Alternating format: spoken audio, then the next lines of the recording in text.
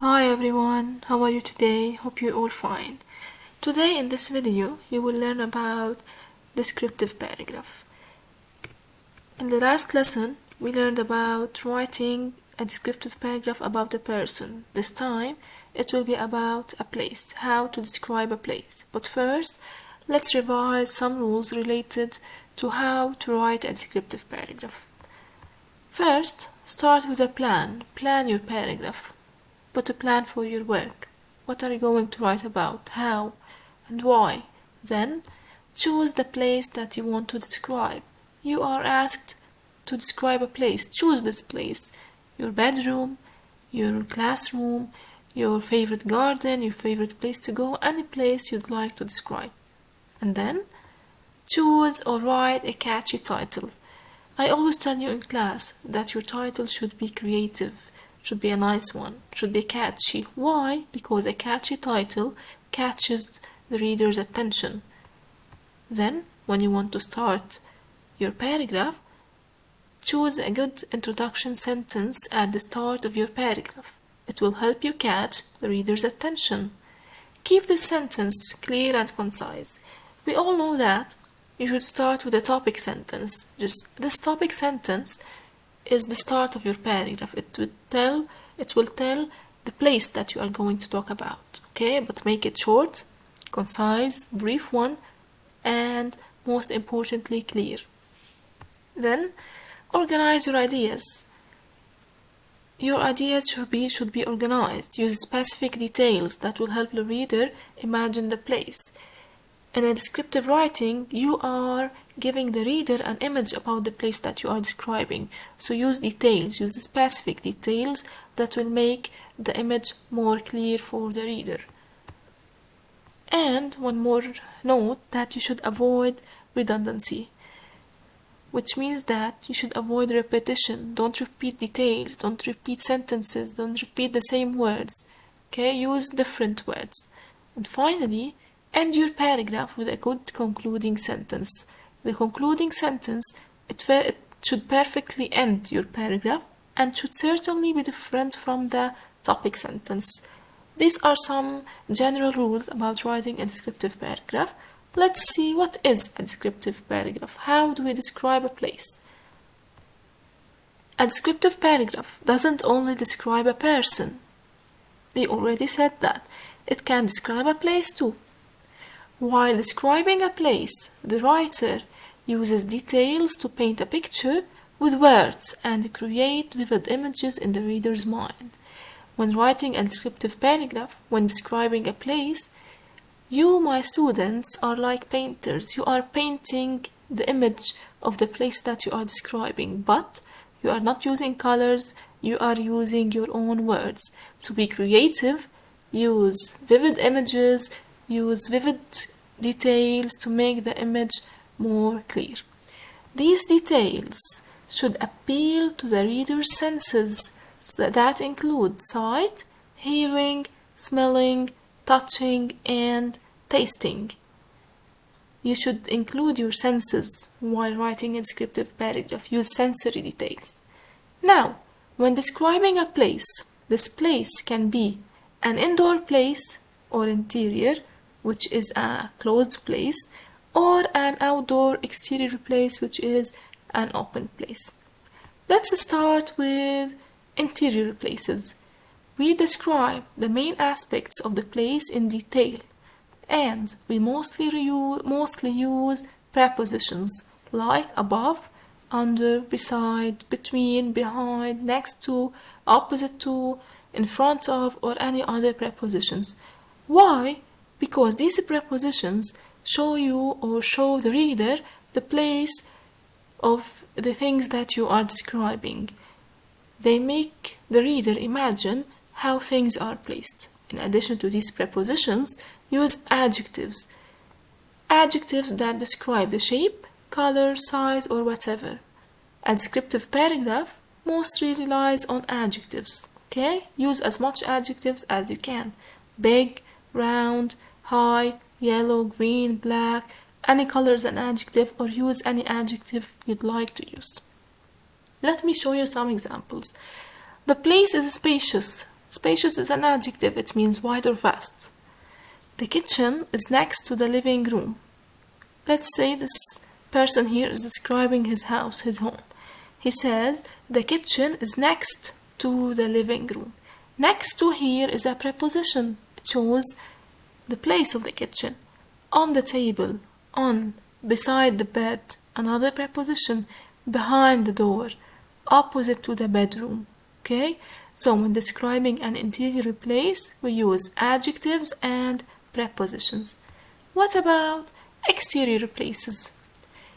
When describing exterior places, we mostly rely on the 5 senses. Include your senses, use your senses, such as sight. Let's say you are describing a garden.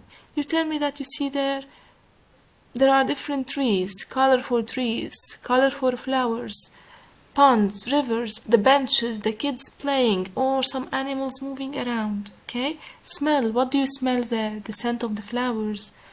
Any smell that you can notice. Hearing. The sounds of the birds chirping, singing, the wind, the running water. Tasting. If you taste any fruit there, or any vegetable, or you eat anything there. Touching. The feeling that you have there. What you touch. The texture that you feel. In addition to the senses, we use vivid adjectives. Of course, in a descriptive paragraph, we use adjectives to describe the place we are describing. It's wide, beautiful, charming, crowded, fascinating, or any other adjective. Plus, one more note, in a descriptive paragraph, you can use similes. We studied about similes. What is a simile? It is a sentence used to compare two and alike things using as or like. Okay? Let me show you some examples. The high green trees that reach the sky. Do they really reach the sky? No, but we use that to show that they are very high, to give the reader an image about these trees. The cute bunnies that hop in the garden, the wooden benches that overlook the beautiful pond. When the reader reads the sentence, the wooden benches that overlook the beautiful pond, me as a reader, I started to imagine that I am sitting on this bench, observing the beautiful pond, enjoying the sounds of the birds. This is a good image. This is a good descriptive writing. Now, you should include sensory details. Sensory details that depend on the 5 senses. Let's start with the sight. What does my topic look like? If I drew a picture of it, what would I draw? What would I see there? Next, what does my topic sound like? What would I hear there? What sounds do I think of when I think about my topic? What sounds would be found near my topic? Then, the smell. What does my topic smell like? What smells would be found near my topic? What would I smell there? What does my topic taste like? If I had to describe my topic as a taste, what would it be? Sweet, sour, bitter, whatever. What does my topic feel like? Touching. What feelings do I think of when I think about my topic? Okay, these are sensory details that should be included in your paragraph. Now, here are some adjectives related to the senses. It tastes sweet, sour, bitter, chewy, juicy. It feels prickly, soft, silky, heavy, spiky. It looks shiny, skinny, light, bright, dotted, whatever. It smells fresh, delicious, rotten, spicy, sweet. Sound. It sounds loud, noisy, silent, faint. These are adjectives related to the senses that you can use in your writing. Using sensory details in writing gives the reader a clear idea of what you are describing. That's why we use them. They give a clear idea. Okay, like when we use simile. Let's say we are talking about the first snowfall. It looks like the stuffing in the pillows. This is a simile. It looks like the stuffing in the pillow. Sounds like loud crunching. Smells like sweet clean air. Feels like an ice cream sundae. Tastes like cold cotton candy. These are senses included. These are details used to give a clear image. Okay? Now, let's read this paragraph. This paragraph is about the classroom. It describes your classroom. When we read it, we will identify its parts: the title, the topic, the supporting details, and the concluding sentence. Let's read. My second home. This is a catchy title. When we first start writing our paragraph, we should leave a space at the beginning. My classroom is the most beautiful room in the whole school because it is very spacious and ventilated. This is a general sentence about my classroom. This is my topic here. In my topic, I mentioned the place that I am going to describe, my classroom. Then we start describing.